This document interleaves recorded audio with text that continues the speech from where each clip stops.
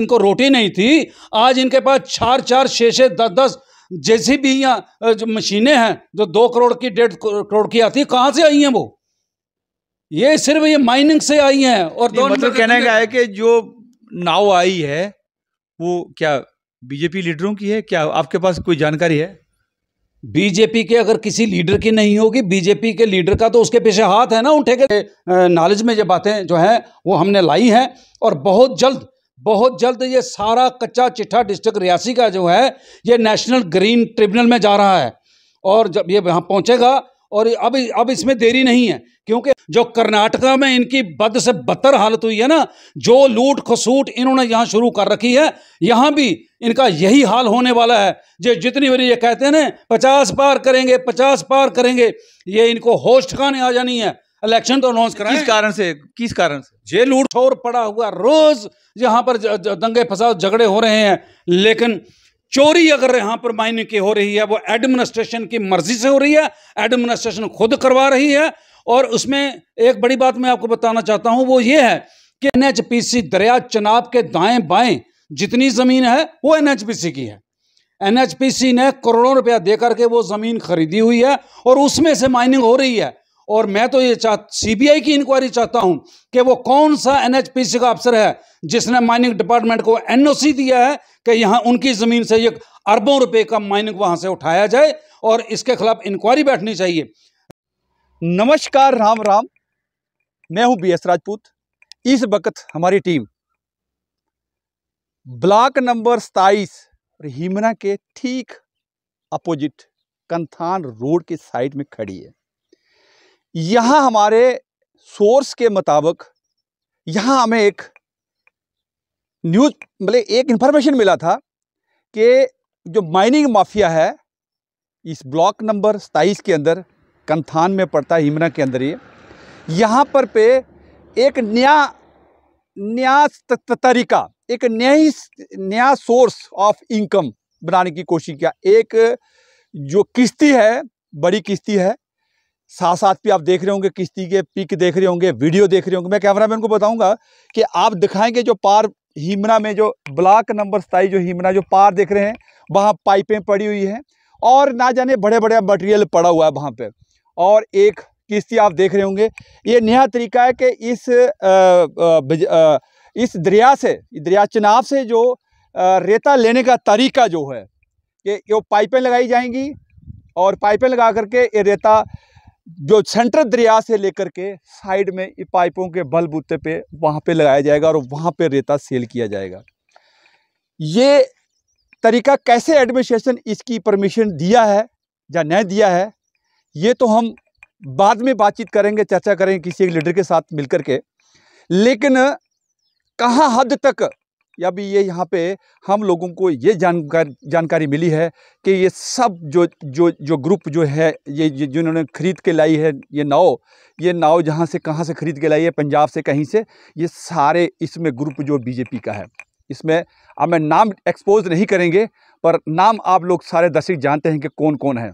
अगर जरूरत पड़ी तो हम नाम भी एक्सपोज कर देंगे। लेकिन हम लोग एडमिनिस्ट्रेशन से, डीएमओ साहब रियासी से रिक्वेस्ट करना चाहेंगे कि और इलीगल काम करने से क्या फ़ायदा मिलेगा और क्या पैसा लेके जाओगे साथ, आप कितना ले जाओगे पैसा आप लोग साथ में, ये तो ऊपर वाला जानता है। आप लीगली काम करें, इलीगल काम ना करें। इलीगल काम करने से ये लोग यहाँ पे इतना मतलब है कि कोई लोग कैमरा के सामने ही नहीं आना चाहता है। चलिए, हम लोग एक लीडर कैमरा के सामने, उनको मैंने कॉल किया था कि भाई हम लोग वहाँ पहुँचिए, टीम तो आप आइए, लेकिन अनफॉर्चुनेटली कोई डेथ हो गया, तो चलिए थोड़ी देर के बाद वो हम लोगों के साथ, आप लोगों के साथ। लेकिन जहाँ जो देखा गया तो हमारी सारी जो रूल रेगुलेशन, एसओपीज़ है, स्टैंडिंग ऑर्डर है भारत सरकार के, जहाँ जो माइनिंग जालो जी की सब धज्जियाँ उड़ाने वाले हैं। अभी कुछ दिनों में अभी ये चलती है, मशीन के नहीं चलती है, लेकिन यहाँ मशीन अपलोड हो चुकी है। अब ये देखिए कि अगर दरिया से रेता कैसे निकाला जाता है और कैसे वो रोड में जाता है, तो फिर वहाँ से कैसे सेल होता है। ये रातों रात होता है कि दिन में होता है कि लीगली होता है कि इलीगल होता है, ये हम तो नहीं कह सकते हैं। ये एडमिनिस्ट्रेशन, जो डीएमओ साहब रियासी बेटर बताएंगे कि इसकी परमिशन किसने दिया और कहाँ दिया और कैसे हुआ है। क्या ये लीगली है तो ठीक है, लेकिन ये तरीका जो है मेरे हमें तो लगता है कि इसको परमिशन मिला होगा तो तभी वो लाया, इतना करोड़ों रुपया खर्चा करे, लाखों रुपया खर्चा किया होगा किसी ने। लेकिन ये सोर्स हमारे कहते हैं ये सब इसके साथ जो बीजेपी के सभी बीजेपी के मिले हुए लीडरशिप इसके साथ मिली हुई है। लेकिन मैं कहना चाहूँगा उन लीडरों को, प्लीज़ यार ऐसा मत करें, ऐसा मत करें, क्योंकि जो कर्नाटका में देखा कहाँ से जीते जीते कहाँ पे चले गए, और ऐसी तुम अगर ऐसे बीजेपी वाले ऐसा हालत करेंगे तो तीनों सीटों आप हारोगे। इस केस का कार्यक्रम करोगे। आप गरीबों की तो मदद करते नहीं हैं, आप गरीबों की आवाज़ तो उठाते नहीं हैं, आप गरीबों के स्कूल की कंडीशन देखते नहीं है। स्कूल तो ऊपर से गिर रहे हैं नीचे, उनकी तो एजुकेशन की तरफ ध्यान नहीं है आपको, रोड की तरफ ध्यान नहीं है आपको, डेवलपमेंट की तरफ आपको ध्यान नहीं है। अब हमारे डीडीसी जो चेयरमैन साहब है वो रियासी में क्या कर रहे हैं, नहीं कर रहे हैं। कितना फंड आता है, कितना कहाँ पहाड़ी इलाके में लगता है कि नहीं लगता है, ये तो मैं नहीं कह सकता हूँ। हमने तो एक आटे एप्लीकेशन दिया था कि हम बताइए 2021, 22, 23 का, लेकिन अभी तक उसका रिप्लाई हमें भी नहीं मिला है। आप कितना तक लोगों से छुपाओगे, कितना तक डेवलपमेंट एसीडी साहब रियासी कितना कब तक छुपाओगे, कब तक लोगों को बेवकूफ़ बनाते रहेंगे। लोग बहुत समझदार हो गए कर्नाटका में। हमने अपने दर्शकों से ये कहा था कि हम थोड़ी ही देर के अंदर आपको किसी लीडर के साथ बातचीत करेंगे जो ब्लॉक नंबर 27 और हमीना को लेकर के। लेकिन जैसे ही हमने बोला कि बीजेपी के लीडर हमारे साथ जुड़ेंगे कुछ एक देर के बाद, लेकिन बीजेपी के लीडर के जुमलाबाजी करके साइड हो गए। उसके बाद हमने संपर्क करना चाहा, क्योंकि काफ़ी जानकारी जो हमारे तारिक भट्ट है, जो एनसी के प्रधान जनरल सेक्रेटरी हैं, इनके पास काफ़ी जानकारी रहती हैं। लोग भला कुछ भी कहें, लेकिन इसके अंदर इनके अंदर जो देशभक्ति की जो प्यार है, मैं तो लगता नहीं है कि हमारे बाकी के लीडर शीडरों के अंदर कोई देशभक्ति की भावना हो। उनको सिर्फ अपना पेट पूजा और वोट पूजा, और बस यही कहानी है। मैं सबसे पहले भट्ट साहब आपका बहुत बहुत हार्दिक स्वागत करेंगे पहाड़ी एक्सप्रेस न्यूज़ के अंदर। सर, ये जो हिमना के अंदर आपने देखा मशीनें, वो उसको लेकर के आज हमारी आपके साथ बातचीत होगा। सर, ये क्या मसला है और ये क्या लग सकती हैं कि नहीं लग सकती हैं, या क्या माजरा है? बहुत बहुत शुक्रिया भूरी सिंह जी। मैं सबसे पहले तो आपका शुक्रिया अदा करना चाहता हूं कि आपका जो चैनल है पहाड़ी एक्सप्रेस, जो चैनल आपने बनाया हुआ है, जिस बेबाकी के साथ, जिस गर्मजोशी के साथ आप काम कर रहे हो, मैं देखता हूं कि आप पूरे पहाड़ों के अंदर जहां जो लोग 2-2 लाख रुपया तनख्वाह लेते हैं, जिनकी डिप्टियां हैं, जिनका काम है देखना जाकर के कि लोगों को किन चीज़ों से फ़ायदा पहुंचता है, या कौन सी सहूलियात जो है वो लोगों को मैसर नहीं हो रही हैं, जिनका काम है वो घर में बैठे हुए हैं, घर में बैठकर तनख्वाह लेते हैं। लेकिन आपको मुबारक देता हूं कि आप गांव-गांव में, देहात में और ऊंची पहाड़ियों की चोटियों पे जाकर के आप लोगों के वो मसले उभार रहे हैं और सरकार तक पहुंचा रहे हैं।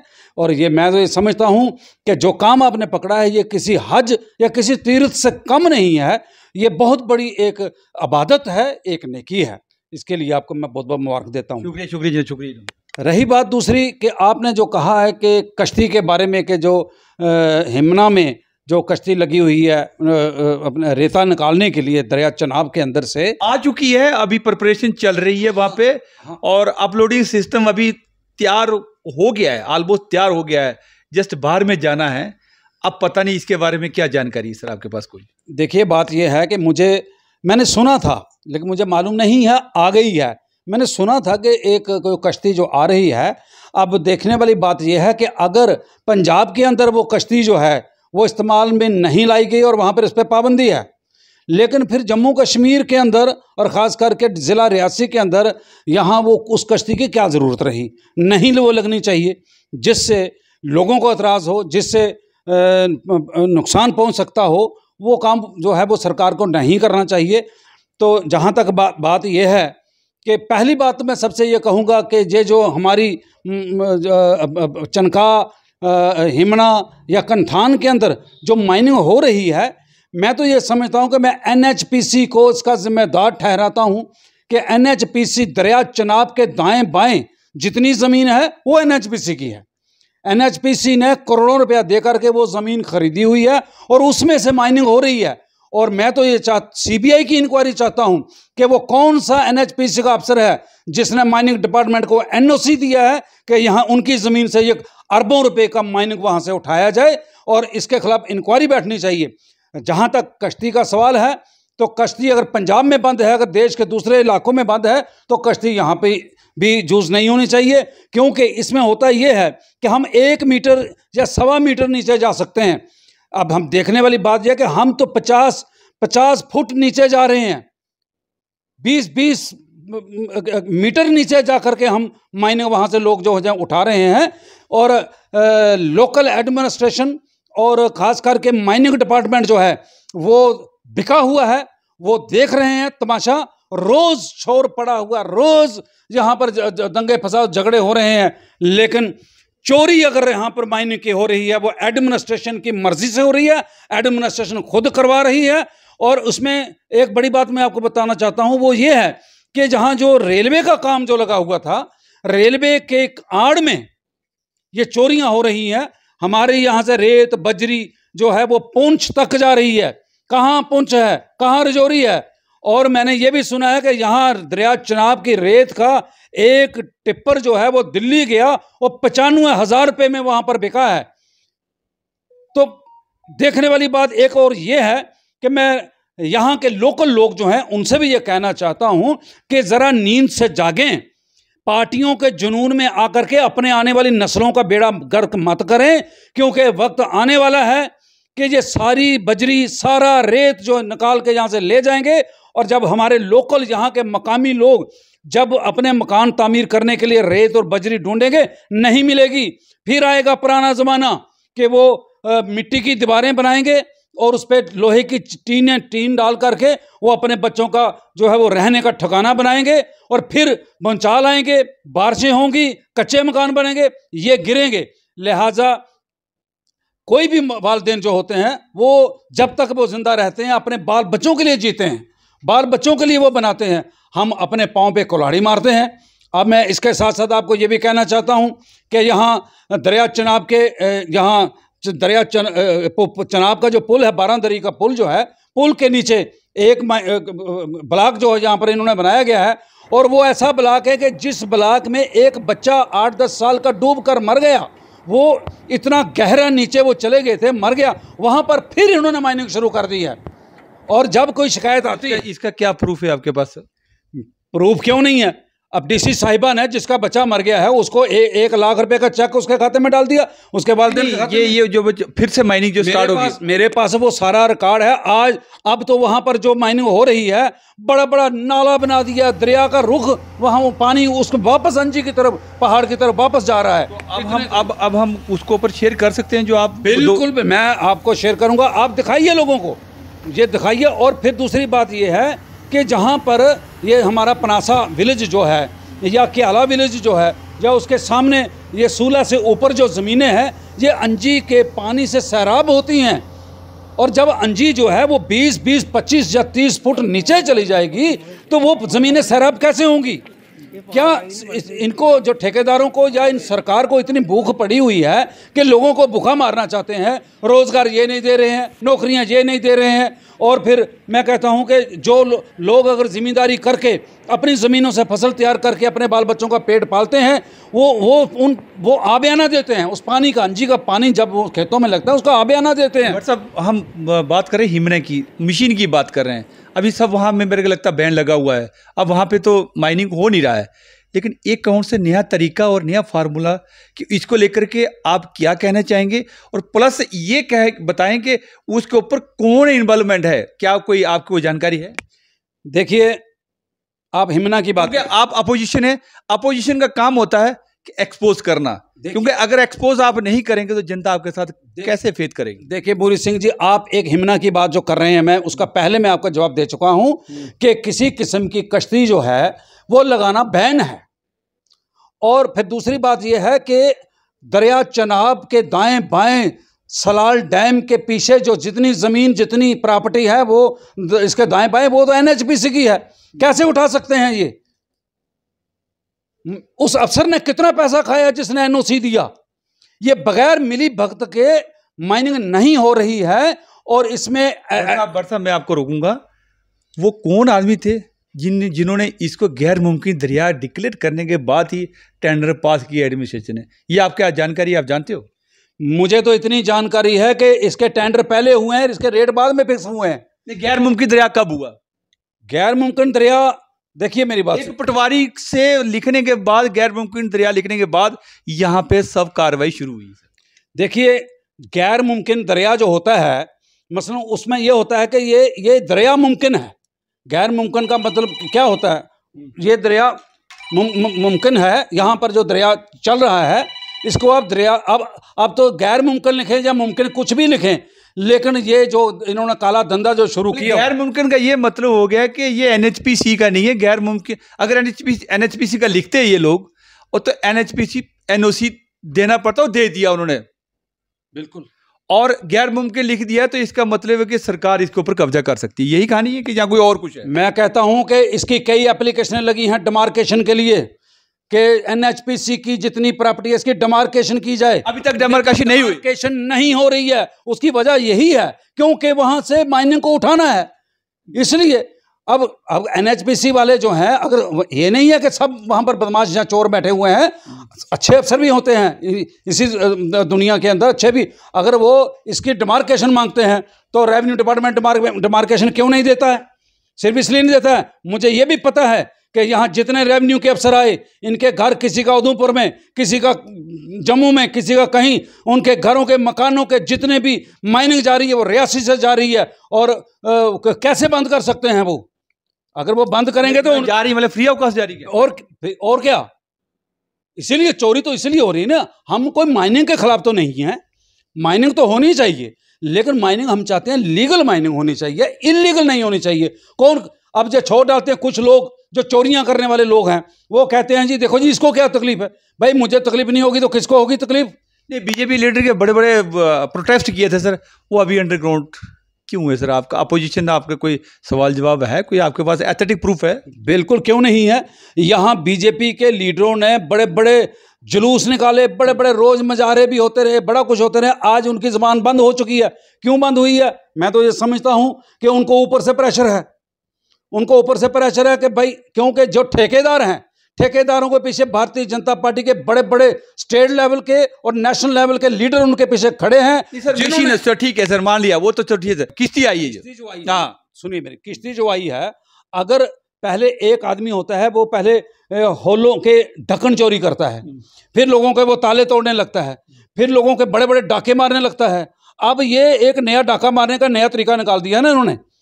अब क्योंकि अब आगे नीचे गहराई में जा रही है, दाएं बाएं से तो उन्होंने निकाल ली, अब ये जाएंगे गहराई में, पानी के अंदर से। पहले तो ये निकाल ही नहीं सकते, पानी के अंदर से माइनिंग ये कर नहीं सकते, पानी से बाहर, क्योंकि वहाँ मछलियाँ होती हैं, वहाँ मछलियाँ मरने का खतरा है। इन्होंने तो मछलियों का भी बेड़ा गर्क कर दिया, और मछलियाँ पालने के लिए सरकार करोड़ों रुपया लोन देती है ताकि मछली को पाला जाए वहाँ पर।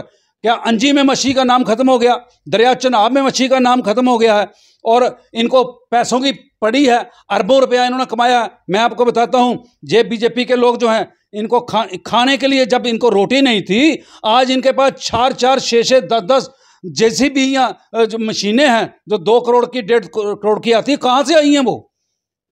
ये सिर्फ ये माइनिंग से आई हैं। और मतलब कहने का है कि जो नाव आई है वो क्या बीजेपी लीडरों की है? क्या आपके पास कोई जानकारी है?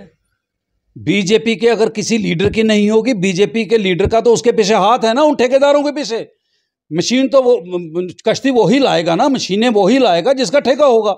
अब ठेका अगर आपका है तो मशीन मैंने थोड़ी लानी है। सब कॉन्ट्रैक्ट दे रखा है लोगों को, और बहुत सारे बीजेपी के ही वहां लोगों ने कहना है। क्या इसके पास कंफर्म है कि जहां झूठ बोल रहे हैं? बीजेपी के चुने हुए नुमाइंदे हैं उसमें शामिल, चुने हुए नुमाइंदे, वोट लोगों से लेकर के चुने नुमाइंदे। आपने देखा नहीं है इन बीजेपी वालों की वो हालत होने वाली है जो कर्नाटका में इनकी बद से बदतर हालत हुई है ना, जो लूट खसूट इन्होंने यहाँ शुरू कर रखी है, यहाँ भी इनका यही हाल होने वाला है। जो जितनी बारी ये कहते हैं ना 50 पार करेंगे, 50 पार करेंगे, ये इनको होश ठिकाने आ जानी है। इलेक्शन तो अनाउंस कराएं। किस कारण से? ये लूट खसूट, किसी गरीब का काम करने के लिए जाते हैं ये कहीं किसी? मैंने तो कोई बीजेपी का लीडर ना कभी डीसी के पास जाता हुआ देखा, ना कभी किसी थाने में जाता देखा, ना कहीं डीएफओ के पास जाते देखा है, ना कहीं किसी दफ्तर में किसी गरीब आदमी का काम करना है। ये जब भी बीजेपी के लोग जाते हैं, मोटे मोटे ठेके जो ले रखे हैं, ये अपने वो ठेके कैसे चलाने हैं या अफसरों को किस तरह अपनी मुट्ठी में कैद करके रखना है, ये तो उसलिए जाते हैं। आम गरीबों के लिए काम तो करने तो ये जाते नहीं हैं। और फिर दूसरा एडमिनिस्ट्रेशन को भी मजा बन गया है, अपोजिशन की बात तो उन्होंने सुननी नहीं है, बीजेपी वाले काम कोई बताते नहीं हैं। इनका जो अरबों रुपए के जो वो आते हैं फंड्स जो आते हैं, 24 घंटे इनकी मीटिंगें होती हैं, कागजों के पेट भरे जा रहे हैं। जिस दिन सरकार बदलेगी एक एक पैसे का हिसाब आने वाली सरकार जो है वो इनसे लेगी। ये बड़े बड़े अफसर और बड़े बड़े ठेकेदार, इनको हथकड़ियाँ लगेंगी और ये जेलों में जाएंगे। बट साहब, हमारी जनता का जो इस वक्त रियासी के अंदर जो रुझान हम देख रहे हैं, क्या आने वाले समय ऐसा नहीं हुआ एनसी आएगा तो क्या एनसी इनकी कुछ कार्रवाई करेगा, जगह एनसी सीट निकालेगा, तीनों सीटें? क्या इसके ऊपर क्या कहेंगे आप? देखिए, क्योंकि कारण यहाँ करप्शन बहुत ज़्यादा हो गया, लोग परेशान हो गए, तो एनसी पे लोग थोड़ा सा कर रहे हैं विश्वास, लेकिन क्या पता है कि हमारे आपके जो मुखिया हैं क्या वो गलती करेंगे? क्या अच्छे आदमी को आप जैसे को कोई टिकट देंगे कि जहाँ वो भी बीजेपी की तरह गलती करेंगे? देखिए भूरी सिंह जी, मैं आपका शुक्रिया अदा करता हूं कि आप मुझे इस काबिल समझते हैं कि मैं यहाँ से इलेक्शन लड़ूंगा, मुझे पार्टी मैंडेट देगी या नहीं देगी। पहली बात मैं साफ लफ्ज़ों में क्लियर करता हूं कि मैंने इलेक्शन असेंबली का हो, पंचायत का हो, ब्लॉक का हो, डीडीसी बीडीसी का हो, म्यूनसिपलिटी का हो, मैंने नहीं लड़ना है। नहीं सर, जो आपके इलेक्शन लड़ चुके हैं, जो नेता लड़ रहे हैं, अब वो जो डीडीसी साहब है, रोड की हालत आपने देखा, सब कुछ, वो भी सर अंडरग्राउंड है कि वो कारण क्या है सर? एनसी के ऊपर लेकर लोग इसलिए परेशान है। हेडक्वार्टर की सीट जीतने के बाद कोई नेता आपका जो डीडीसी है जिग्जीलाल जी, वो भी सर अंडरग्राउंड है। क्या कारण है? वो भी मिल गया क्या बीजेपी के साथ? भूरी सिंह जी, दो ही बातें हैं, या तो इनकी कोई सुनवाई नहीं है या तो ये करप्शन कर रहे हैं। दो ही बात। आप डीडीसी तो नेता आपका है ना, क्या वो भी करप्शन करा क्या? देखिए, हमारी पार्टी के अंदर अभी डॉक्टर फारूक अब्दुल्ला साहब ने कुछ लोगों को पार्टी से निकाल दिया है। जिन लोगों को पार्टी ने ओहदे दे के रखे हैं, जिन लोगों को जिम्मेदारियां दी हैं, वो कहते हैं ना कि पार्टी है जमात करामात होती है, जमात से बाहर आदमी कुछ नहीं होता है। जिन लोगों को जिम्मेदारियां दी गई हैं, अगर वो लोग गरीबों के काम नहीं करेंगे जिससे नेशनल कॉन्फ्रेंस का नुकसान होगा, नेशनल कॉन्फ्रेंस कभी उनको डॉक्टर फारूक साहब या उमर साहब, पार्टी हम हाई कमांड कभी किसी को स्पेयर नहीं करेगी, तुरंत पार्टी से निकाल दिए जाएंगे। भट्ट साहब, आप जैसे इतने वफादार सिपाही, अगर आप ऐसे लोगों को बोलोगे कि मैं इलेक्शन नहीं लड़ना है, तो लोगों के अंदर, दिलों के अंदर धड़कने क्या बंद नहीं होगी क्या सर? देखिए, बात यह है कि मुझे बगैर एमएलए, मैं बाकी दुनिया को छोड़ दो, मुझे खुद इस चीज का, हमें खुद इस चीज का, सभी दुनिया मुझे कह रही कि भट्ट साहब अगर इतना वफादार है, सच्चा हिंदुस्तानी है, तो भट्ट साहब जैसा लीडर एनसी के अंदर आना बहुत जरूरी है। लेकिन अगर नहीं आएगा तो ये एनसी की भूल होगी या आपकी भूल होगी? ये आपकी वसातत से मुझे पता चल रहा है कि दुनिया मुझे चाहती है। मैं उस दुनिया का शुक्रगुजार हूं, उनको सलूट करता हूं कि वो मुझसे इतना प्यार करते हैं। लेकिन मैं उस दुनिया को ये यकीन दिलाना चाहता हूं कि जहां आप लोगों का पसीना गिरेगा वहां तारक भट्ट का खून गिरेगा, लेकिन इलेक्शन मैं नहीं लड़ूंगा। हाँ, आपके लिए दिन रात जो मेरी जिम्मेदारी होगी, मैंने आपको बताता हूं, मैं कभी रात को फ़ोन बंद नहीं करता हूं। मुझे रात को 3 बजे भी किसी का अगर फ़ोन आता है, मैं उसी वक्त उठकर उसके, जनाब यही तो फ़ोन की वजह से लोग फिदा हैं, यही तो फिदा है कि आपके अंदर काम हो जाए ना हो, लेकिन राय सच्ची होती है। अबादत, ये एक अबादत है, गरीबों की मदद करना, गरीबों के लिए काम करना, ये एक अबादत है। और इसमें वो मेरा परमात्मा, वो मेरा खुदा जो है, वो अगर राज़ी है तो मैं उसको राज़ी करता रहूँगा।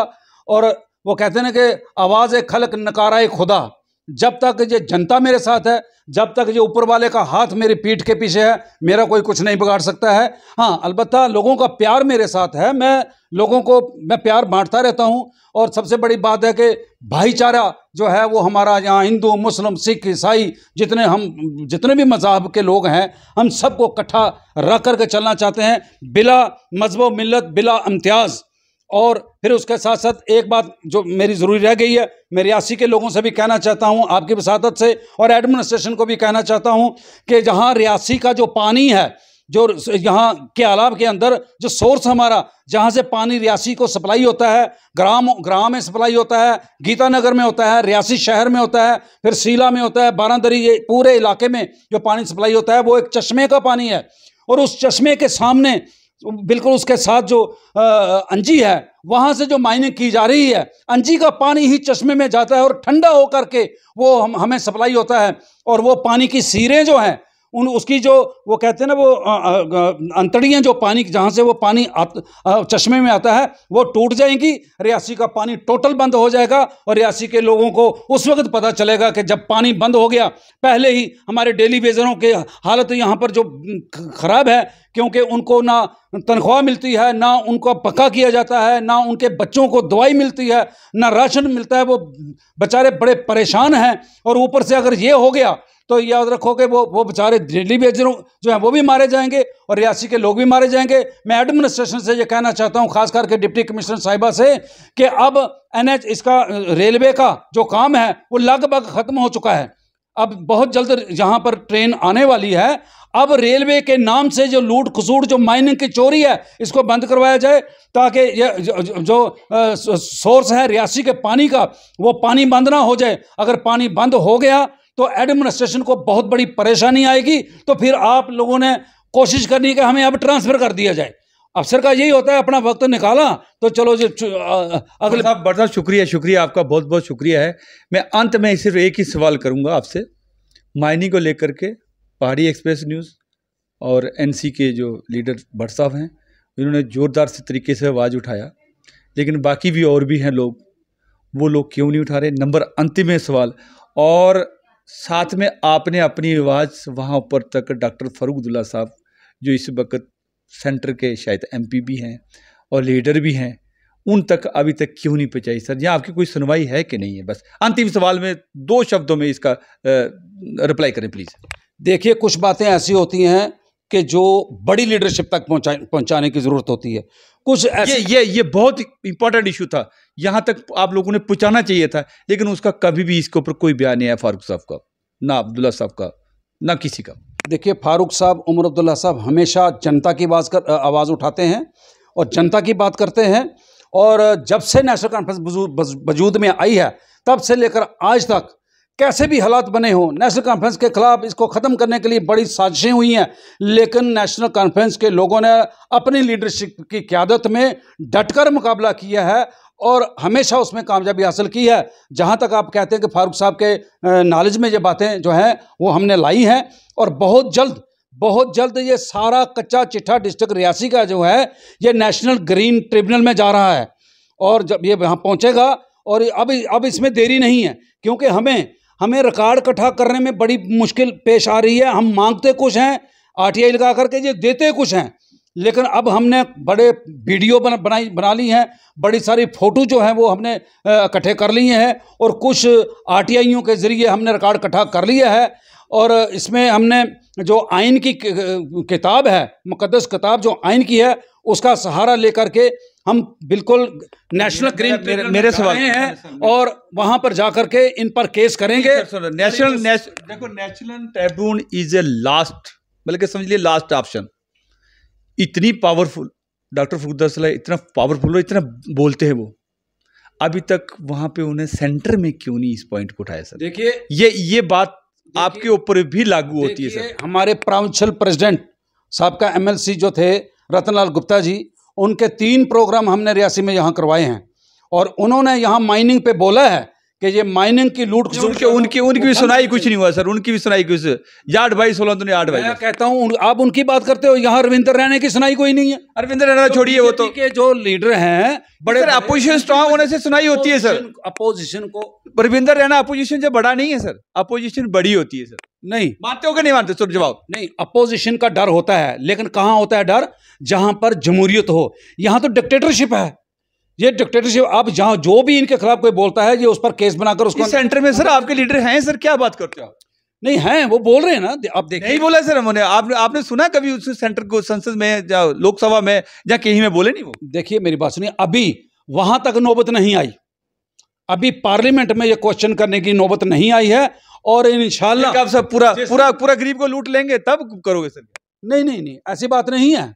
अब लेकिन गरीबों को भी जागरूक होना। आप अपोजिशन भी लगता है कि लिबरेट उनको दे रहे हैं, उनको लाइन दे रहे हो आप लोग लाइन दे रहे हो ना, कोई प्रोटेस्ट करते हो ना, आपका एनसी का कोई लीडर जाके रोड में बैठता है, कुछ भी नहीं करता सर, क्या बात कर रहे हो आप? देखिए बात ये तो मीडिया का फैक्ट सवाल है पूछना। बात ये है कि प्रोटेस्ट करने के लिए हमने अपना एक नुमाइंदा चुना यहाँ, बाबू जगजीवन लाल जी के नॉलेज में ये बात है। और मुझे लगता है कि बहुत वो तो सोए हैं सर बिस्तर में चादर लेके। नहीं, सोए नहीं है, वो आते हैं यहाँ पर और लड़ाई लड़ते हैं, वो ऐसी कोई बात नहीं है। साल 6 महीने में आते हैं सर, कभी कभार। चलो अब जब उनको वक्त मिलता है, जब वो आते हैं यहाँ पर, तो लोगों की ही बात करते हैं। और हम उनसे कहेंगे कि वो आएँ और यहाँ पर धरना दें, पार्टी उनके साथ खड़ी है, बैठे यहाँ पर धरने पर, यहाँ चौक ब्लॉक करें, रोड ब्लॉक करें, जहाँ डीसी के दफ्तर का घेराव करें और इसको बंद करें, हम उनके साथ खड़े हैं। यही पब्लिक का राइट था। शुक्रिया भट्ट साहब, शुक्रिया। यही पब्लिक का राइट है जो भट्ट साहब ने अभी बताया। आएँ जाएँ, रोड में बैठें, धरना दें, लेकिन ऐसा एनसी के अंदर हमें लग नहीं रहा है। अब कारण क्या है? अब भट्ट साहब एक अकेला आवाज़ है एनसी की। क्या अकेले भट्ट साहब की आवाज़ है? अब भट्ट साहब लोगों को निराश और कर दिया, हमारे जैसे को भी जो इनसे जुड़े हुए हैं उनको भी निराश कर दिया कि हम इलेक्शन नहीं लड़ेंगे। अब इलेक्शन नहीं लड़ोगे, आपके पास कलम पावर नहीं होगा, अब पावर में साइन नहीं करोगे तो जनता का कैसे भला होगा? नहीं हो सकता है, कभी नहीं हो सकता है। अगर आपके पास पावर है तो कुछ कर सकते हैं आप, लेकिन अगर नहीं पावर है तो आप क्या कर सकते हैं? जस्ट अपोजिशन दूर से कब तक करते रहोगे और दुनिया हमारी जो गरीब लोग कब तक पीछते रहेगा? चलिए, मैं इससे ज़्यादा और नहीं कहेंगे। BS राजपूत को कैमरामैन के साथ दें इजाज़त, और मैं अंत में फिर भट्ट साहब का शुक्रिया अदा करूँगा जिन्होंने बेताक तरीके से अपनी आवाज़ रखी। अगर ये हमारी आवाज़ गवर्नर साहब, डिप्टी साहब या कोई भी एडमिनिस्ट्रेशन सुनता है, इसके ऊपर गौर करें और गरीबों को गला काटना छोड़ दें, और जहाँ जो काट रहा है उसको वो तत्काल कार्रवाई करेंगे। चलिए, नमस्कार, जय हिंद।